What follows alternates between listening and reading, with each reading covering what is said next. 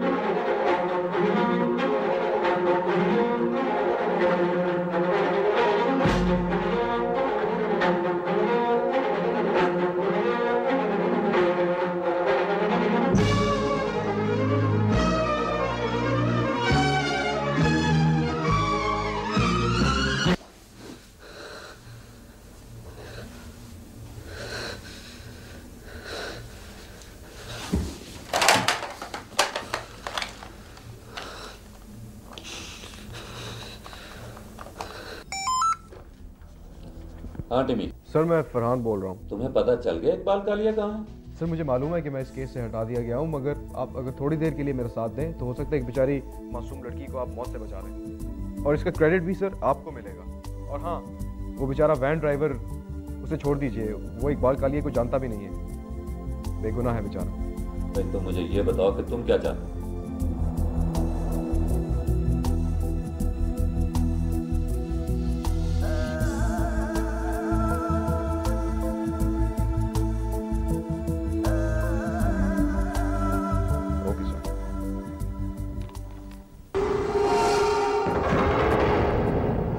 टिमी, हमें इकबाल कालिया का पता चल गया और बच्ची उसने कहाँ छुपा रखी है ये भी मालूम हो गया। कहाँ सर? आप मुझे बताएं, मैं फौरन वहां पहुंचती हूँ। नहीं नहीं, मैं और फरहान एक अनमार्क्ड गाड़ी पे वहां जा रहे हैं। ज्यादा गाड़ियां जाएंगी तो मुजरिम चौकन्ना हो जाएगा, और अगर सब कुछ हमारे अंदाजे के मुताबिक हुआ ना तो बहुत जल्द मुजरिम हमारी हिरासत में होगा। सर मैं भी अपना फर्ज अदा करना चाहती हूँ, और फिर आपकी हिफाजत के लिए भी तो किसी को होना चाहिए ना। आप मुझे एड्रेस दें, मैं फौरन आती हूँ वहां पर। नहीं नहीं, हम इसी वक्त निकल रहे हैं पुलिस स्टेशन से। तुम ऐसा करो कि तुम्हारे पास जो दूसरा केस है ना, तुम उसको मुकम्मल कर लो आज, और इकबाल कालिया की फाइल इंशाल्लाह आज बंद हो जाएगी। हाँ, okay, bye. We have to go now, sir. Okay.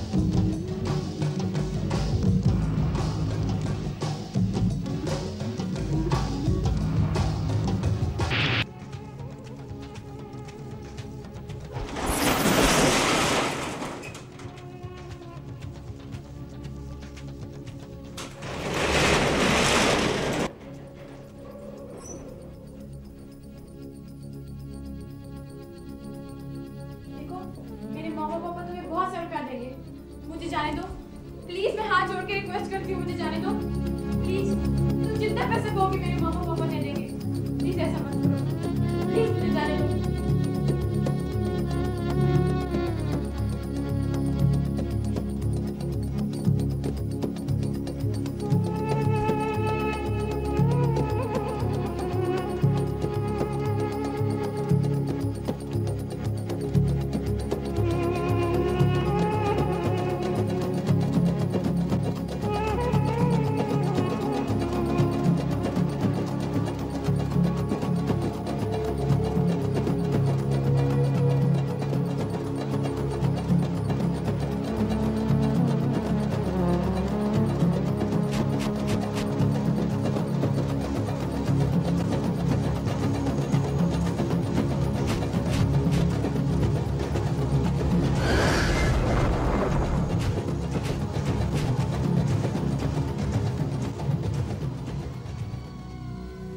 Thank you inspector साहब,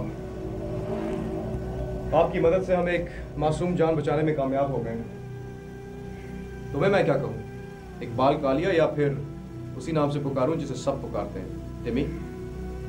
it's all over now miss टिमी। चलो गुड़िया, आपके मामा पापा आपका इंतजार कर रहे हैं।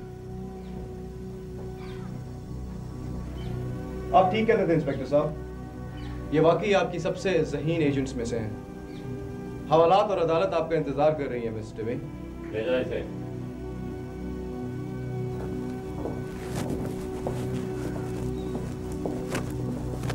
और सुनो, इस बच्ची को एहतियात से इसके माँ बाप के पास पहुंचाओ। बेटा। सर, आपके इस चेहरे पे बहुत से सवाल लिखे हैं और उन तमाम सवालों का जवाब तुम्हारे पास। मैं हाजिर हूँ। फरहान, जब तुमने इस केस की तफ्तीश शुरू की तो सबसे पहले क्या चीज नोट की? पहले चंद माह में जितने भी अगवा हुए, उन सब की विक्टिम्स लड़कियां थीं। उन सब की उम्र 14 साल थी। अगवा करने के बाद सबको कत्ल भी किया गया और कत्ल के बाद उन सबके बाल काटे गए। क्यों? पुलिस को गुमराह करने के लिए? तो ये समझने के लिए मुझे उस क्रिमिनल की साइकी में घुसना पड़ा। क्या ये महज एक इत्तेफाक था कि सारे विक्टिम्स 14 साल की लड़कियां थीं? और कितनी अजीब बात थी कि पुलिस में सवाए टिमी के किसी और के पास इकबाल कालिया की फाइल नहीं थी। तुम्हें टिमी पर शक कब हुआ? जब उसने मुझे दवाइयों के लिए 200 रुपए थमाए।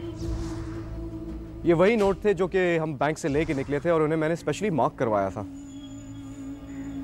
मगर वो नोट तो...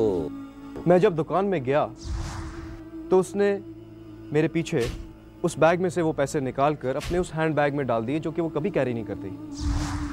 और जब हमने वैन वाले को रोका तो इसीलिए उसकी वैन में से भी कुछ नहीं निकला। और रात को जब मैं उसके घर गया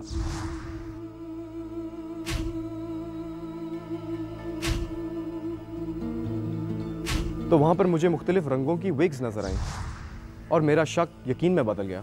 विग्स? कैसी विग्स? उन मासूम और बेगुनाह बच्चियों के बालों से बनी हुई विग्स। मैंने उनकी विग्स एक बाल काट कुछ सैंपल के तौर पे अपने घर ले गया और जो तस्वीरें आपने मुझे मुहैया की थी उनके साथ बैठ के मैच किए। सारे बाल एक एक तस्वीर के साथ मैच हो गए। फरहान, इन सब जराइम के पीछे आखिर मोटिव क्या था? दौलत? नहीं, मैंने आपसे टिमी की फाइल लेकर पढ़ी थी। उसमें लिखा था कि बचपन में टिमी को कोई नफ्सियाती मसला था। गुस्सा आना, चीज़ें तोड़ना, मार कुटाई, दूसरों को तकलीफ पहुंचाना। और ऑब्वियसली इस तरह की मसले जो हैं इंसान की शख्सियत के साथ हमेशा रहते हैं। क्यों? आखिर इन मासूम बच्चियों का उसके बचपन के साथ क्या ताल्लुक? टिमी जब 14 साल की थी तो उसका भी अगवा हुआ और कत्ल होते होते बची। उसके बाद से उसने हर 14 साल की बच्ची से उस जुर्म का बदला लेना चाहा। टिमी लड़कियों को ही इसलिए चूज करती थी क्योंकि उसके नज़दीक लड़कियां सबसे कमज़ोर हैं। उनके बालों को काट कर वो उनसे मर्दाना तर्ज की विग्स बनाया करती थी और उन्हें पहनकर अपने आप को मर्द तस्वर करती थी। And she used to think that gave her power. It was a kind of schizophrenia. और जब उसने सर दर्द का बहाना किया तो मुझे याद आया कि उसकी फाइल में तो लिखा था कि वो उन चंद खुश नसीब लोगों में से जिन्हें कभी मिग्रेन नहीं होता। वो चाहती थी कि मैं गाड़ी से बाहर निकलूं ताकि वो बैग्स की चीज़ें तब्दील कर सके। वो चाहती थी कि वो ड्राइवर पकड़ा जाए ताकि पुलिस मज़ीद गुमराह हो सके और उसको एक और बच्ची को कत्ल करने की मोहलत भी मिल जाए। मगर एक मसला सिर्फ रह गया था कि उसने उस बच्ची को छुपाया कहाँ था। और इस तरह वो हमें खुद इस बच्ची तक ले आए।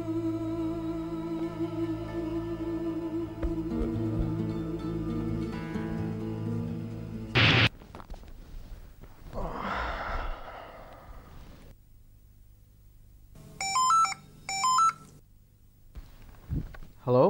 हेलो फरहान जी। अरे फरहान बेटा, समझ में नहीं आ रहा कि मैं तुम्हारा शुक्रिया कैसे अदा करूं। बेटा तुमने हम पे बहुत बड़ा एहसान किया है। आप मुझे शर्मिंदा कर रहे हैं, मैंने सिर्फ अपना काम किया। हाँ वो तो है, लेकिन अगर इस मुल्क के सब लोग तुम्हारी तरह अपना अपना काम दयानतदारी से करने लगे तो ये मुल्क कहाँ से कहाँ पहुँच जाए।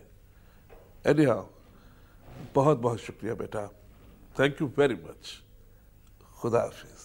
खुदा हाफिज सर।